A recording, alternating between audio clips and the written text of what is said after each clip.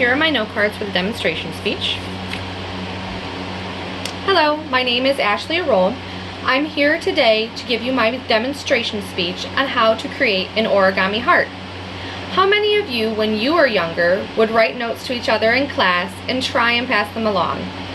Maybe you folded them up something like this, or maybe during recess or free period, you would create a fortune teller and sit there and predict silly futures for all of your friends while you laughed. Well, those are just two examples of origami that you might not have even known that you were creating. Origami can be used to create so many cute little creations, from a folded up love note or a decorative box to put a small present in. With time and practice, the options are endless. You can create little cranes, or maybe even a bow for a present. I would like to take this opportunity to show you how to create an origami heart. I use these to leave little love notes for my loved ones, whether it be a personalized gift tag or a note in a lunchbox. You will need a square piece of paper.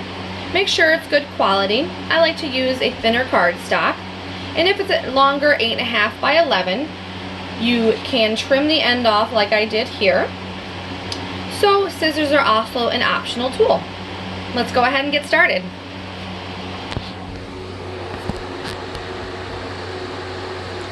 You're going to go ahead and begin with step 1 by folding this side over to this side.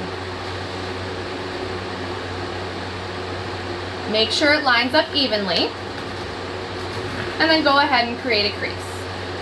What I prefer to do here, to make sure it's nice and crisp, is I take my fingernail on my thumb or my forefinger and just push along. Next, go ahead and unfold that, and you're going to bring it from top to bottom.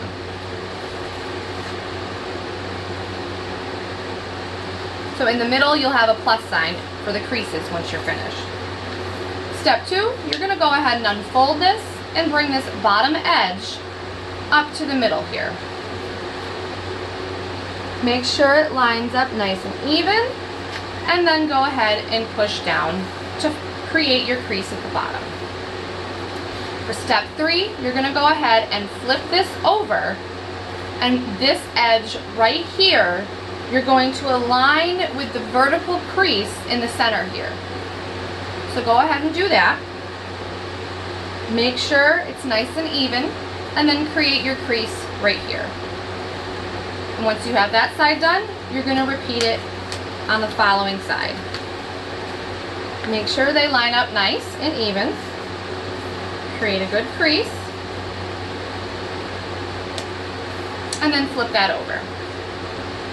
Now for step 4, you're going to pull this corner here down into the center again.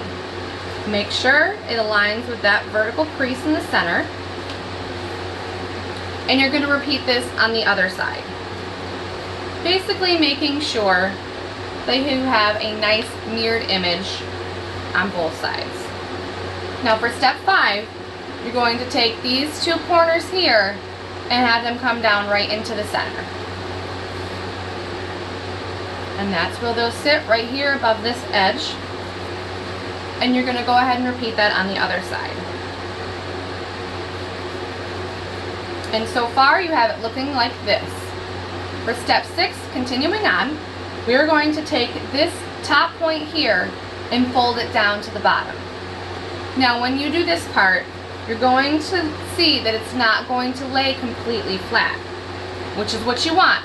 So just watch closely here. Don't let these areas right here get flattened quite yet. But you are going to want to take this edge right here inside on both sides and flatten that down. Like I said, make sure these little areas stay in the air right now. And repeat it on the other side. So it's nice and flat on the inside here. Now for step 7, you want to take these 3-dimensional flaps here that I told you to keep in the air, and we're going to flatten those now. this crease that's right here that was previously created is going to line up with this edge right here. So by doing this, I take my 2 fingers and flatten it, make sure that crease lines up, and go ahead and flatten that out. Repeat it on the other side.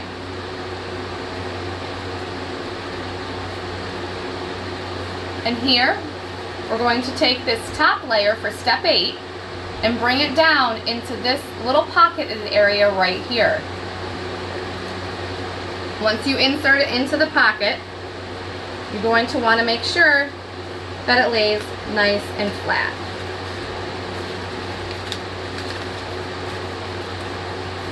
Now for step 9, we're going to take these top 2 corners and bring them down into this area.